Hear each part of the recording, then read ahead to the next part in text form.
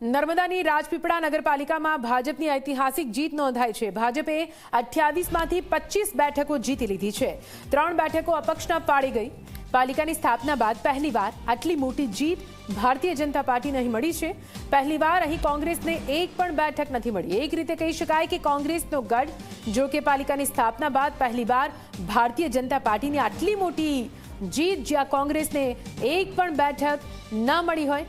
રાજપીપળા નગરપાલિકામાં ભાજપને ખોબલે જનતાએ આપ્યા છે અને તેના કારણે જ 25 જેટલી બેઠકો ભારતીય જનતા પાર્ટીને મળી છે, જ્યારે 3 બેઠક અપક્ષને મળી છે। કોંગ્રેસને એક પણ બેઠક નથી મળી।